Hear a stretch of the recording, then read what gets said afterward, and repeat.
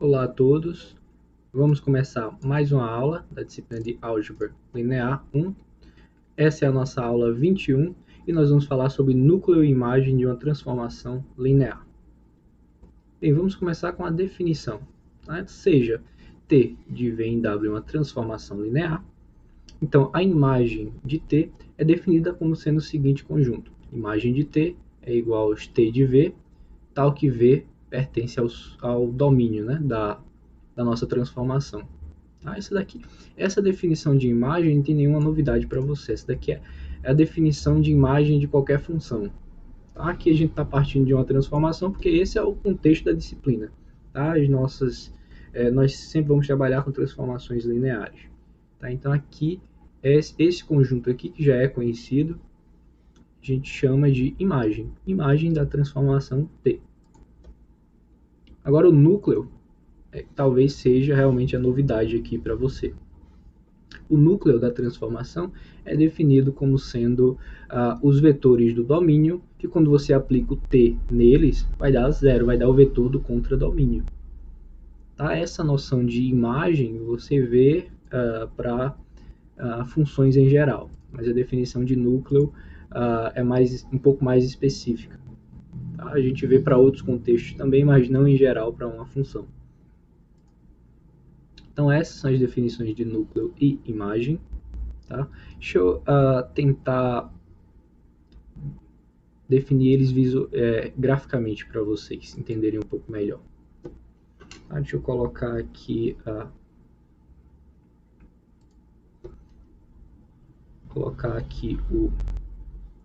o V. Nossa, esse V aqui tá meio feio, deixa eu fazer outro. Aqui é o nosso V, que seria, deixa eu fazer o W aqui, nossa transformação T. Quem seria a imagem aqui? A imagem é um subconjunto do W, esse daqui seria a imagem de T. Sabe como é que você veria isso? É todo mundo, onde todo mundo do V vai cair aqui. Todo mundo, quando você aplica aqui, vai cair na imagem. A imagem está meio feia. Certo? A imagem do T. Vou colocar aqui, isso aqui é o Vzinho. E aqui é onde fica os T de V. Se um cara está aqui, fora da imagem, quer dizer que ele não é imagem de ninguém do subespaço V. E o núcleo? Como é que você visualiza o núcleo? Vou usar a mesma imagem, tá? Como é que você visualiza o núcleo? Vou apagar aqui.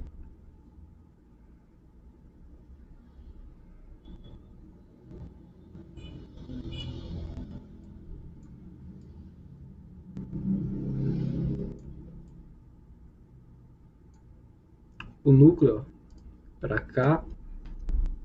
Aqui está o vetor nulo do W. E o núcleo da sua transformação, aqui eu vou chamar de quer. Na verdade, a notação é essa, né? Quer de T. São os carinhas, Quando você aplica o T, todo mundo aqui, vai cair no zero. Todos esses carinhas aqui, quando você aplica o T, todos eles vão dar o vetor nulo do contradomínio. Ou seja, se o Vzinho está aqui, vou colocar um V aqui, isso quer dizer que o T de V dele, T de V vai dar o vetor nulo do contradomínio. Então essa daqui é a noção. Veja que a imagem está aqui, A imagem está no W, é um subconjunto W, e o núcleo é um subconjunto do domínio, do V. Então voltando para cá, essa daqui é a nossa notação de imagem, im de T, e essa daqui é a nossa notação de núcleo, kern de T. Até agora eu me referi a eles apenas como conjuntos, mas na verdade eles são bem mais do que isso. Tá? A imagem de T é um subespaço do W, do contedomínio, e o núcleo de T é um subespaço do domínio. Tá? Isso aqui eu vou deixar como exercício para vocês verificarem. Tá? Essa parte de verificar que é subespaço, lembre-se, verifica que o vetor nulo está lá, verifica que é fechado para soma e verifica que é fechado para multiplicação por escalar. Tá? Então, esses dois carinhas que a gente acabou de definir, eles são mais do que conjuntos, eles são de fato subespaços. Seguindo aqui, vamos ver alguns exemplos para entender como é que se calcula o núcleo e a imagem de uma dada transformação. Então, seja T de R2 em R, uma transformação linear definida da seguinte forma: T de xy é igual a x mais y. Então, o que a gente quer aqui? Determinar uma base para o núcleo e para a imagem. Veja só, como o núcleo e a imagem são subespaços, eles são espaços, então eles possuem base.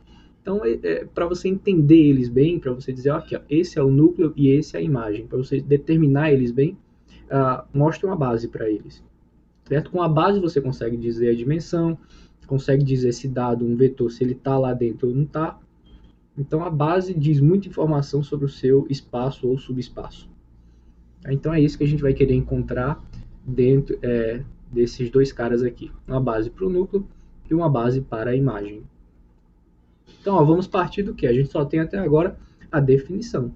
Então, qual é a definição de núcleo? São os caras que estão no domínio, que no nosso caso aqui é o R2, e quando você aplica o T, a aplicação neles, vai dar o vetor nulo do domínio, aliás, do contedomínio. O vetor nulo do contedomínio aqui é só o zero.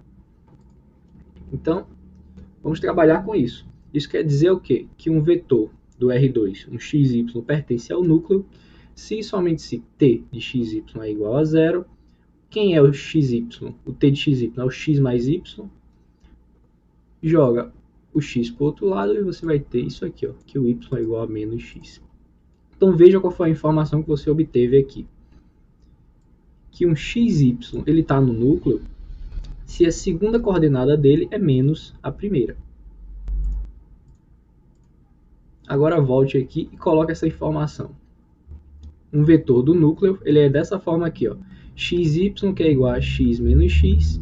O que é que você faz agora? Coloca o x em evidência, aí vai ficar x vezes 1 vezes o vetor 1 menos 1. Ou seja, todo vetor do núcleo é um múltiplo de 1 menos 1, um múltiplo do vetor 1 menos 1. Conclusão, o nosso núcleo ele é gerado por esse vetor. Ele é gerado pelo vetor 1 menos 1. E esse conjunto gerador aí, você já ganha imediatamente que ele é uma base. Por quê? Vejam só, para ser uma base, vamos voltar ao assunto anterior de base, né? O que é necessário para ser uma base? Tem que ser LI e tem que gerar todo o espaço.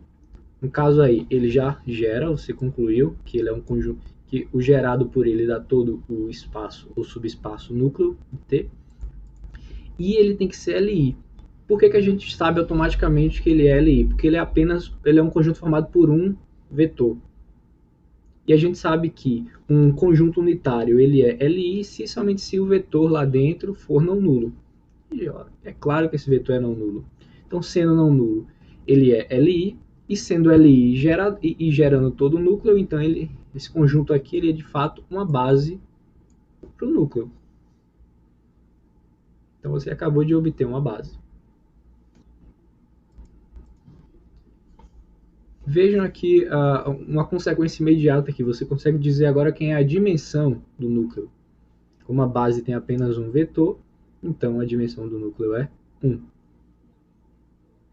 Então veja que esse procedimento que a gente fez aqui foi para encontrar os geradores, certo?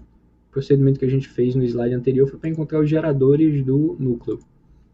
E você já ganhou automaticamente que é uma base. Mas e se não fosse? Se de imediato você não soubesse que era uma base, então você poderia usar, por exemplo, o algoritmo do anulamento, tá? Para extrair uma base a partir de um conjunto gerador. Aliás, algoritmo da eliminação, que a gente viu em aulas anteriores. Então, ó, você já encontrou as informações que foram pedidas sobre o núcleo. Agora vamos repetir. No caso, vamos tentar fazer o mesmo com a imagem. Então, mais uma vez, o que você tem é só a definição de imagem.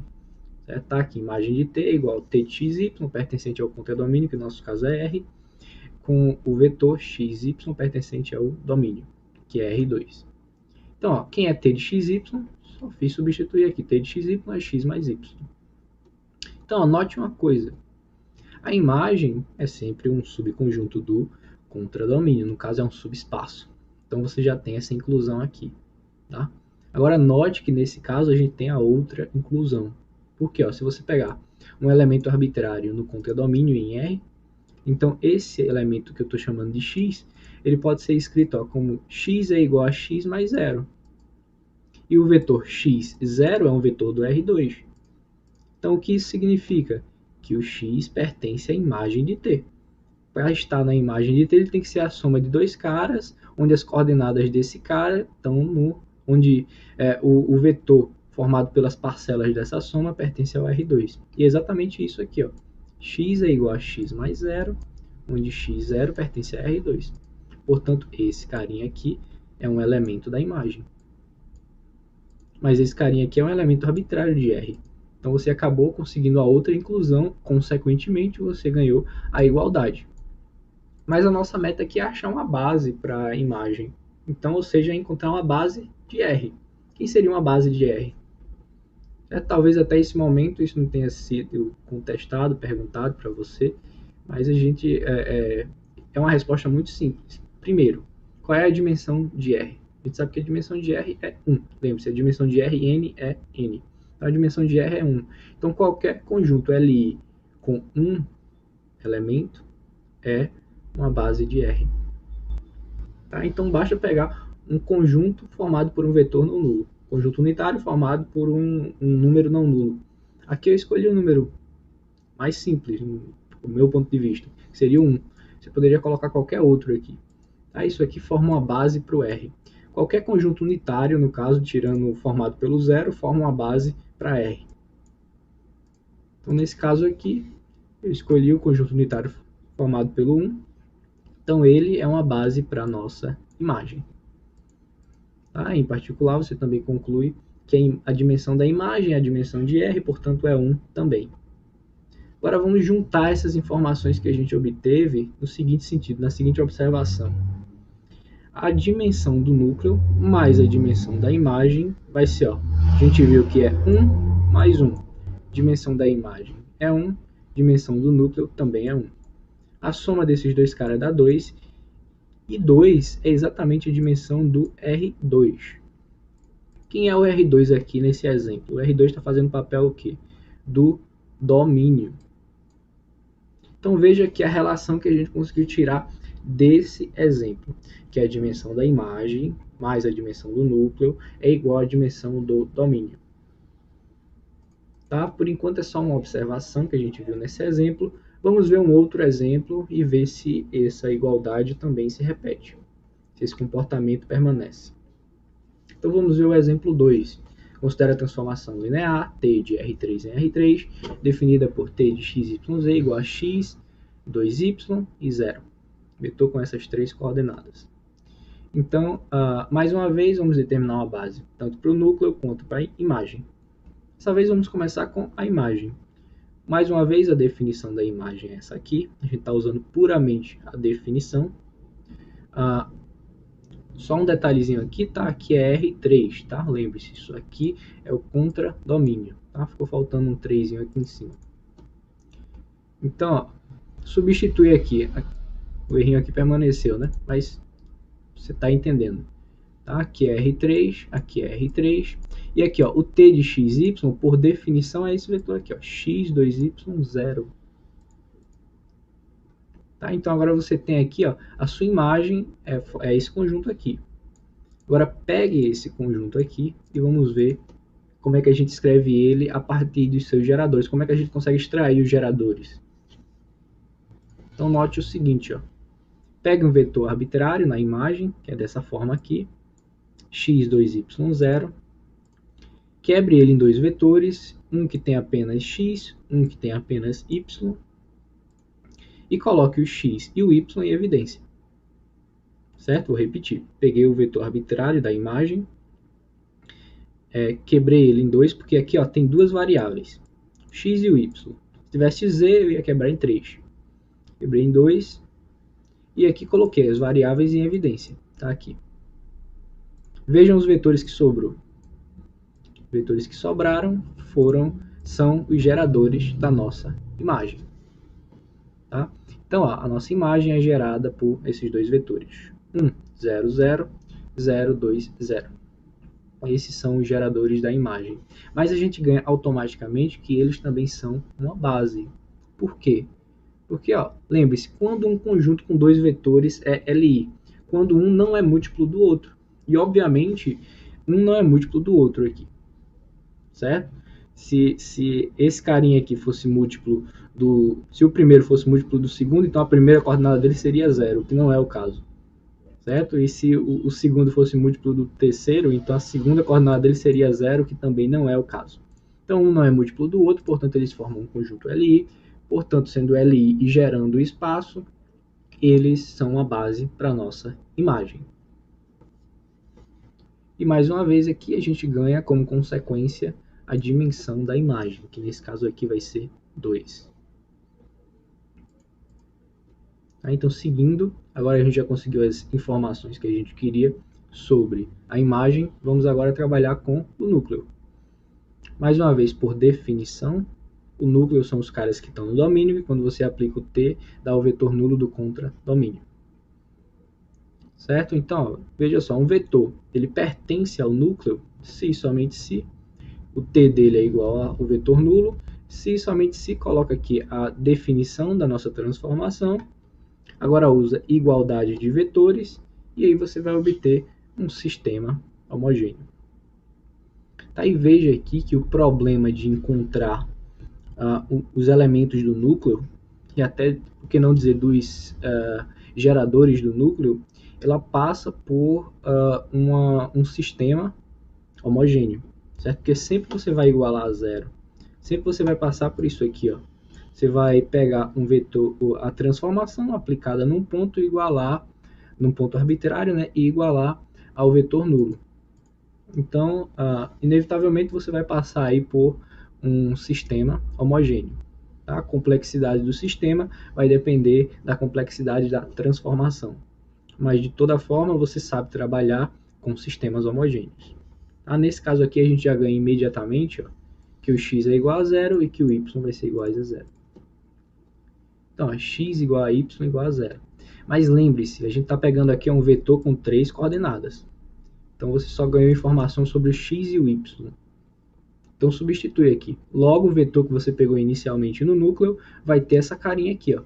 X igual a 0, y igual a 0 e z qualquer. Então, coloco o z em evidência aqui. O que sobrou foi o conjunto gerador. Aliás, o elemento que gera, né, todo o núcleo. Então, conclusão. O núcleo é gerado pelo vetor 001. Como o vetor 001 é um vetor não nulo, ele forma um conjunto LI. Como ele é LI e gera, então é uma base para o nosso núcleo. Consequentemente, a gente ganha aqui, a dimensão do núcleo é 1. E mais uma vez, a gente pode colocar como observação aqui, ó, que a dimensão do núcleo mais a dimensão da imagem vai ficar 1 mais 2, que é igual a 3, que é igual à dimensão do nosso domínio, que é o R3. Então, mais uma vez, a gente conseguiu extrair essa relação desse exemplo. Na verdade, essa conexão entre as dimensões aí do núcleo da imagem e do domínio, isso é válido em geral. Tá? Isso aí vai ser colocado, esse é um resultado famoso, conhecido como teorema do núcleo e da imagem, tá? E ele vai ser colocado como uma das propriedades, que a gente vai ver logo em breve. Tá? Para falar um pouco mais sobre essas propriedades, eu vou precisar apresentar para vocês mais algumas definições. Serão 3. Partindo de uma transformação linear, seja T de V em W, uma transformação linear. 2 definições aqui vocês já conhecem bem, porque elas vêm da teoria geral de funções. Mas aqui a gente vai enunciar elas para uma transformação linear. Dizemos que essa transformação T ela é injetora.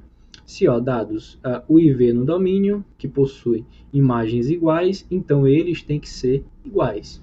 Ou seja, dados U e V no espaço vetorial V, tais que T de U é igual a T de V, isso implica que U é igual a V. Isso é ser injetora. O que é ser sobrejetora? Dizemos que T é sobrejetora quando a sua imagem coincide com todo o contradomínio, que no nosso caso aqui é o W. Ou seja, imagem de T igual a W. Há mais uma definição também que vem de funções. Veja que são exatamente as definições que a gente tem lá de funções. Uma função injetora e uma função sobrejetora. Aqui a gente só está enunciando para o contexto de transformação linear. Agora, juntando essas duas informações, ou melhor, essas três, a gente tem a definição de isomorfismo. Dizemos que T é um isomorfismo, tá? No nosso caso aqui, a gente poderia acrescentar isomorfismos de espaços vetoriais. Tá? Então, dizemos que T é um isomorfismo quando T é sobrejetora e injetora. E lembre-se, a gente está assumindo que T é uma transformação linear. Então, para ser um isomorfismo, você tem que pedir aí 3 coisas. A sua T tem que ser uma transformação linear, tem que ser sobrejetora e injetora. Lembre-se, quando uma função é sobrejetora e injetora ao mesmo tempo, a gente chama de bijetora. Tá? Então, nesse caso, quando existe um isomorfismo, quando T é um isomorfismo, então os espaços V e W eles são ditos isomorfos. Eles são isomorfos. Então, quando você diz aí, V e W são isomorfos, isso quer dizer que existe um isomorfismo entre eles. Existe uma T que parte de um e chega no outro. Isso é que são espaços vetoriais isomorfos. Tá? Então, acho que aqui a novidade para vocês é essa terceira definição. Tá? Porque a parte de injetora e sobrejetora você já deve ter visto em algum momento quando estava estudando funções. Então, agora a gente já tem todas as ferramentas para poder enunciar as propriedades, tá? Que vão ser propriedades importantíssimas, guarde bem elas, tá? Você vai usar. Elas são muito boas para facilitar na hora que você estiver resolvendo algum exercício, algum exemplo. Então, vamos ver aqui o enunciado delas. Seja T de V em W uma transformação linear. Nossa primeira propriedade, ela caracteriza quando uma transformação ela é injetora. T, ela é injetora se e somente se o núcleo é o subespaço trivial nulo. Tá? Essa é uma caracterização muito interessante, porque ela resume o trabalho de verificar que uma transformação é injetora em resolver um sistema linear homogêneo. E vocês vão entender bem o que eu estou falando quando a gente chegar num exemplo específico mais para frente. Tá? Mas essa caracterização é bem legal, guarde bem ela.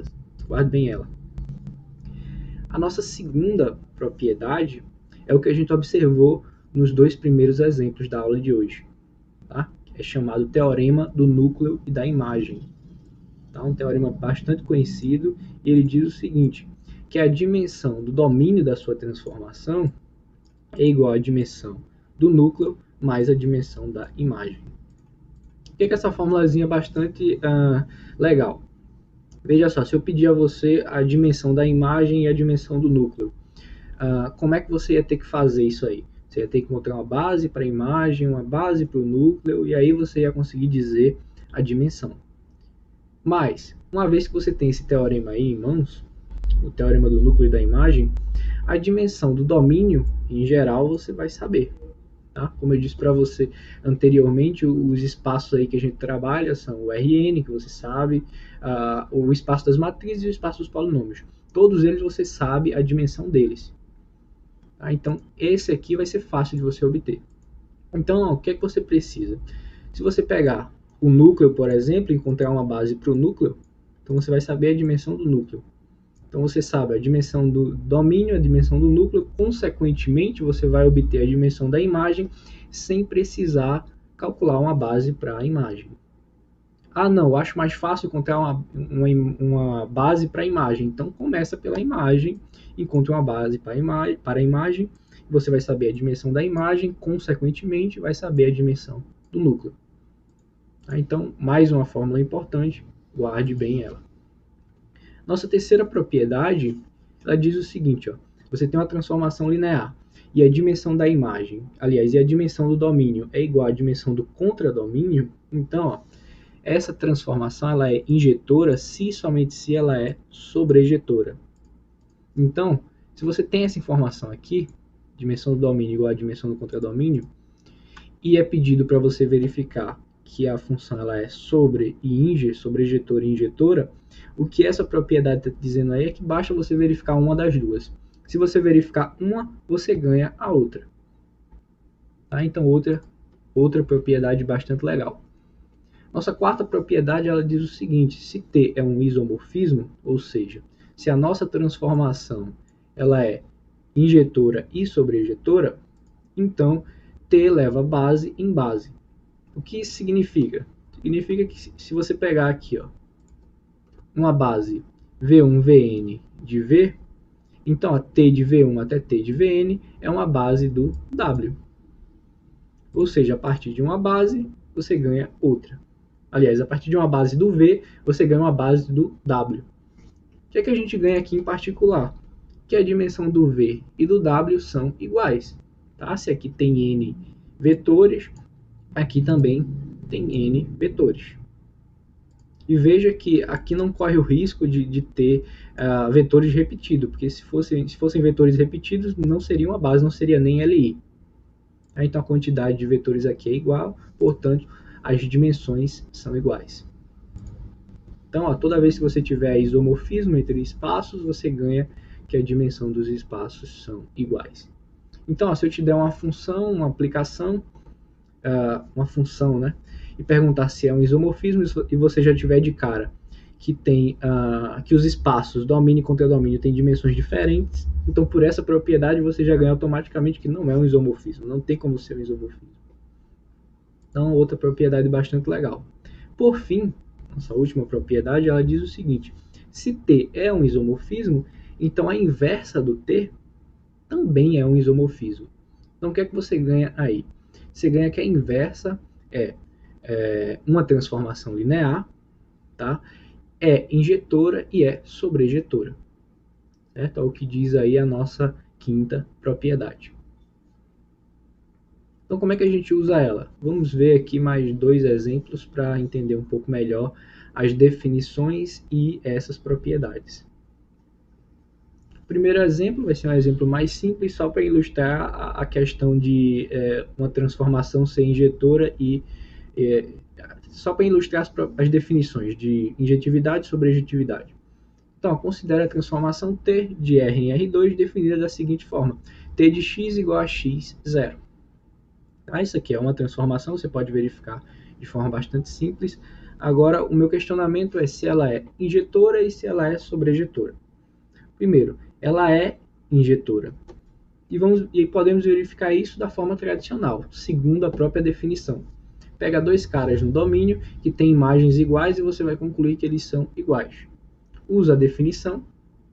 Definição de T de x é x0, definição de T de y é y0. Por igualdade de pares ordenados, você ganha aqui o x é igual ao y. E isso conclui que a nossa transformação é de fato injetora. A nossa segunda afirmação nesse exemplo é que a T ela não é sobrejetora. T não é sobrejetora. Como é que você faz isso? Lembre-se, para ela não ser sobrejetora, quer dizer que a imagem não coincide com todo o contradomínio. E como é que você ilustra isso? Você pega um elemento que está no contradomínio e argumenta que ele não está na imagem. Então vamos fazer isso. Note que o vetor 1, 1, ele não está, aliás, ele está no nosso contradomínio, que é o R2, mas ele não está na imagem. Como é que você visualiza isso? Quem é a imagem aqui? Lembre-se, a imagem é igual aos T de x, tal que x pertence ao nosso domínio. Mas quem é o T de x? T de x está aqui, é x0, é o par x0. Ou seja, a nossa imagem é formada por vetores que têm a segunda coordenada nula. Então, qualquer vetor que você pegar do R2 que tenha a segunda coordenada diferente de 0, não vai estar na imagem. Aqui eu escolhi, a título de exemplo, o vetor 1, 1.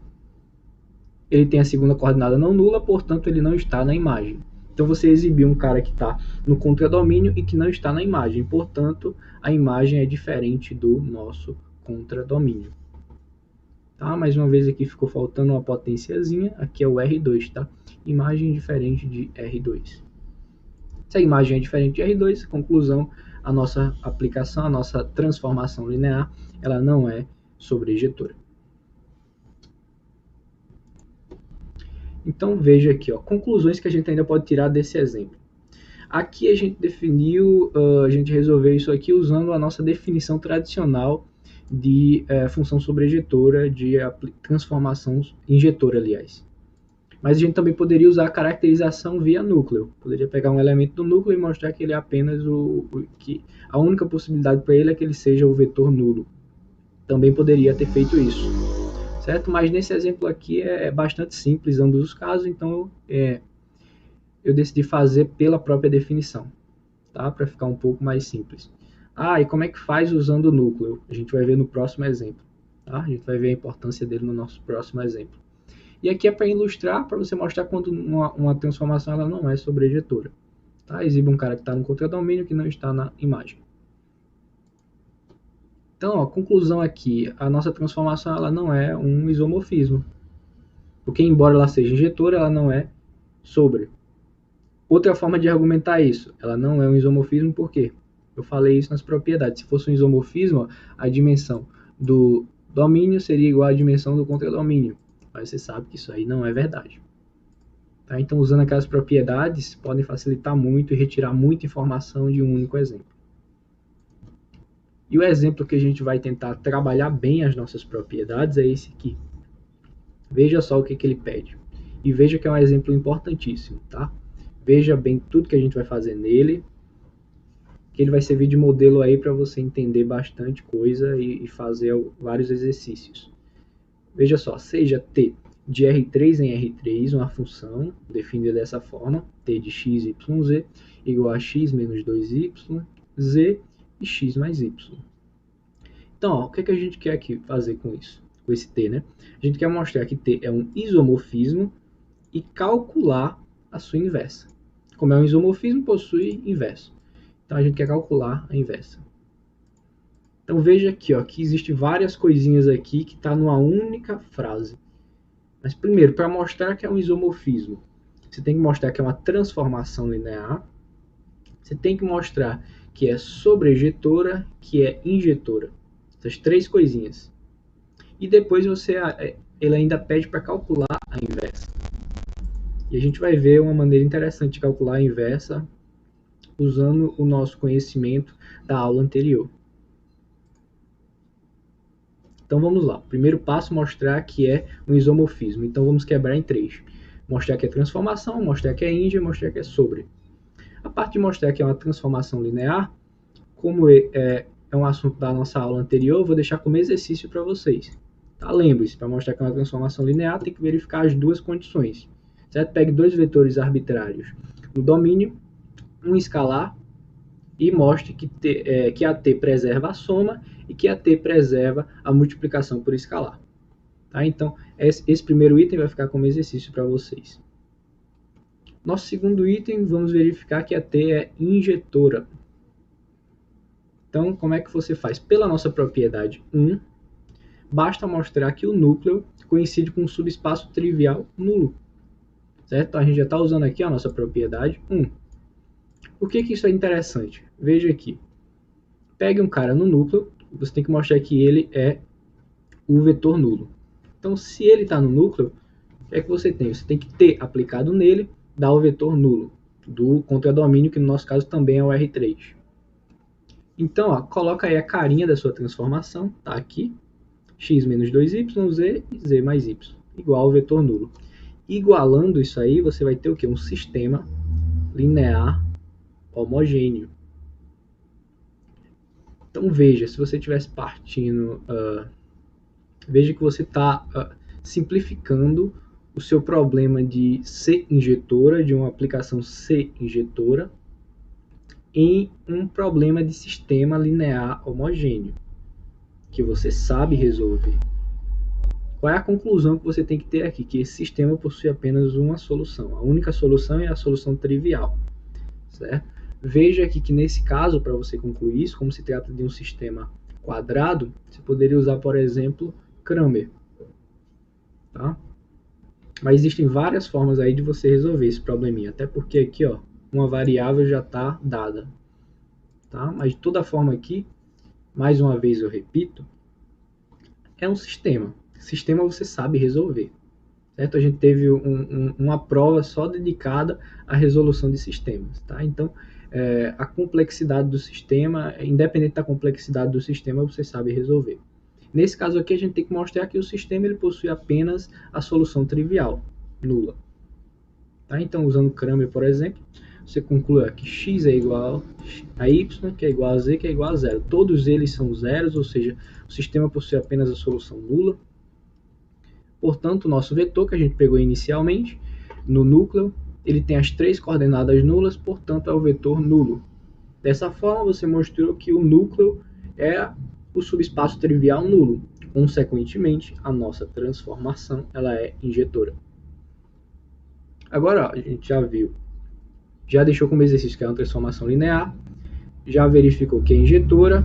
Para concluir que é um isomorfismo, basta você mostrar que é sobre. Mas aí entra de novo as nossas propriedades para facilitar a nossa vida.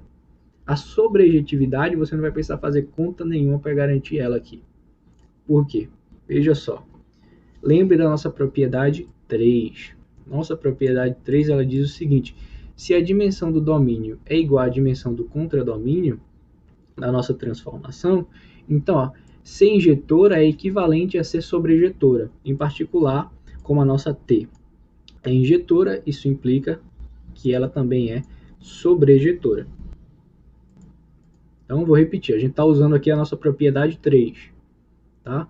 Dimensões do domínio contra domínio iguais, você já verificou isso aqui, então você ganhou de graça pela propriedade 3, isso aqui. Então, ganhamos a sobrejetividade sem fazer nada, só usando propriedades. Então, a conclusão.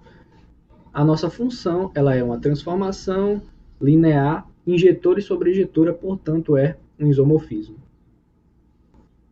Então a gente provou a primeira coisa que foi pedida aí, ó, que era para provar que a transformação era um isomorfismo. Qual é o que mais foi pedido? Foi pedido para exibir a carinha da inversa. Você tem a carinha da fórmula, né, que define a t, mas foi pedido para definir determinar a fórmula que define a t a menos 1. Então, ó, a primeira coisa aqui que a gente sabe é que como t é um isomorfismo, pela nossa propriedade 5, a t a menos 1 também é um isomorfismo. Em particular, a t a menos 1 é uma transformação linear. Então, ó, se é uma transformação linear, pela aula passada a gente viu que a gente consegue determinar uma transformação linear se a gente souber os valores dela em uma base. Tá? Então é exatamente isso, exatamente esse procedimento que a gente vai usar aqui, para encontrar a t a menos 1. Então como é que a gente vai encontrar os valores de t a menos 1 na base? A gente não sabe nada sobre a t, mas a gente sabe, aliás, a gente não sabe nada sobre a t a menos 1, mas a gente sabe sobre a t. Então vamos trabalhar com a t primeiro. Então, ó, aplicando t, a base canônica do R3, você vai ter isso aqui. Certo? Você sabe quem é a carinha da t, então você consegue aplicar ela a qualquer vetor. Então eu escolhi aqui os vetores da nossa base canônica.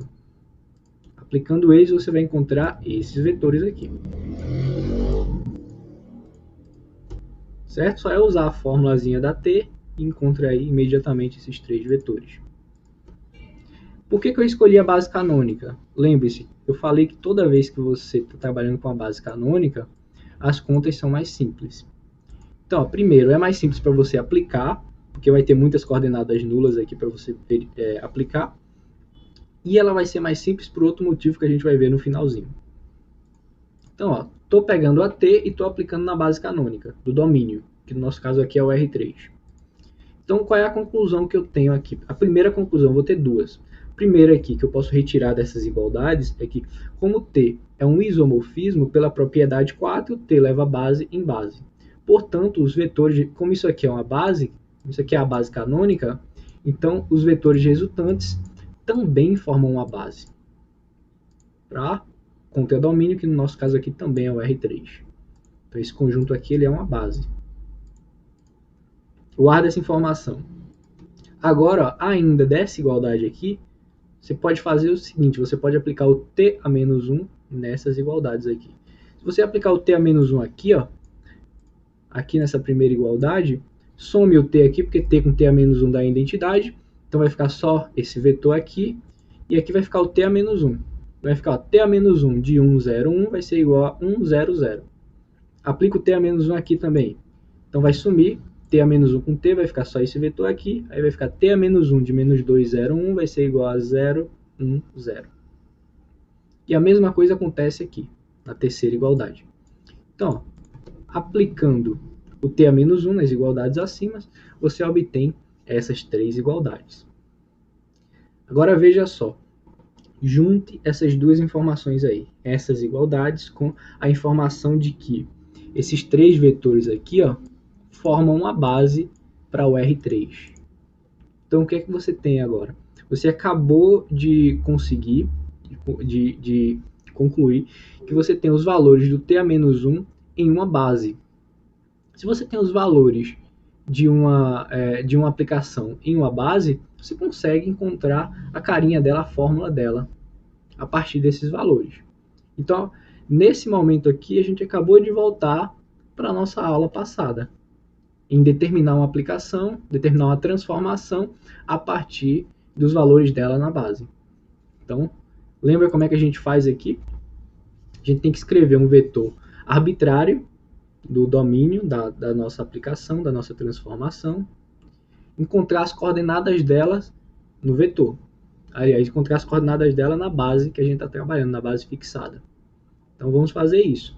Pega um vetor arbitrário aqui, ó, x, y, z, pertencente a R3. Você quer encontrar alfa, beta, gama, tal que o x, y, z é combinação dessa base aqui, ó. Certo? Encontrando o alfa, o beta e o gama, você vai conseguir determinar quem é o t a menos 1.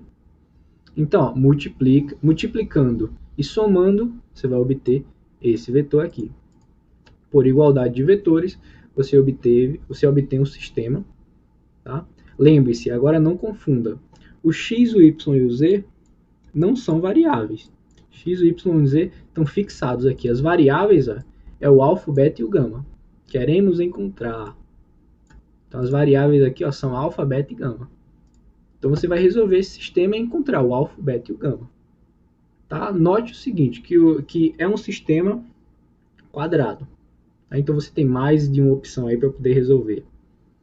Tá? Então, resolvendo esse sistema aí, você pode usar Cramer, soma, operações elementares, substituição, vários métodos aí para você tentar resolver. Ah, professor, só sei operações elementares. Então, use operações elementares. Então, ó, você conclui que o alfa é igual a x mais 2e sobre 3, o beta é igual a z menos x sobre 3 e o gama é igual ao y. Então, uma vez que você resolveu o sistema, então ó, você consegue escrever o x, o y e o z como combinação linear dos vetores da base. E agora, lembre-se, o que é que você quer obter aqui? Você quer obter o t a menos 1 de x, y, z. Então, para obter ele, aplique o t a menos 1 nessa expressão aí. Então, ó, vai ficar t a menos 1 de x, y, z igual. Lembre-se, como t a menos 1 é linear, então ó, ele preserva a soma, tá, aqui, e preserva a multiplicação por escalar. Então, você pode deixar já os escalares fora do t a menos 1. Então, ficou só os valores de t a menos 1 nesses carinhas aqui, ó, nos vetores da base. Tá aqui. T a menos 1 de 1, 0, 1, T a menos 1 de menos 2, 0, 1, T a menos 1 de 0, 0, 1. E esses valores aqui, ó, você sabe quanto é cada um deles. Volta aqui, ó, olha aqui eles. Só é substituir. Eles vão dar os vetores da base canônica. Tá aqui. Vetores da base canônica. E tá aqui um outro motivo para a gente escolher inicialmente a base canônica para trabalhar. Porque veja só, se você multiplicar aqui, ó, e somar, você vai notar que isso aqui vai ser a primeira entrada, essa aqui vai ser a segunda entrada, e essa daqui vai ser a terceira entrada. Então, multiplicando e somando, você vai ter esse vetor resultante, que é a expressão da t a menos 1 aplicada em x, y, z. Ok? Então, dessa maneira, você encontrou a expressão aí do t a menos 1. Tá? E mais uma vez aqui eu volto para relembrar, né, a dica que eu deixei no final da aula passada. Se você tiver em dúvida se você achou ou não a expressão correta, então teste a expressão que você achou nesses vetores aqui e veja se coincide com os vetores da base canônica. Tá? Então, veja que esse foi um exemplo aqui bem rico, né? A gente mostrou que a T era uma transformação linear, mostrou que é injetora, ganhou que é sobreinjetora, concluiu que é um isomorfismo e depois calculou a inversa da T. Tá? Então veja que são procedimentos simples, uma vez que você usa as propriedades e o conhecimento das aulas anteriores. Tá? Então esse é um exemplo bastante rico. Estude bem ele, se teve alguma parte que você não entendeu, volte na aula e revise bem ele, tá? Que é um exemplo bem rico e bem interessante. Veja aí que a gente usou a maioria aí das propriedades que foram enunciadas hoje. Tá? Então, com isso, a gente encerra a aula de hoje. Espero que os exemplos tenham ajudado vocês a entender melhor esses novos conceitos e na próxima aula a gente continua trabalhando mais eles. Valeu, pessoal.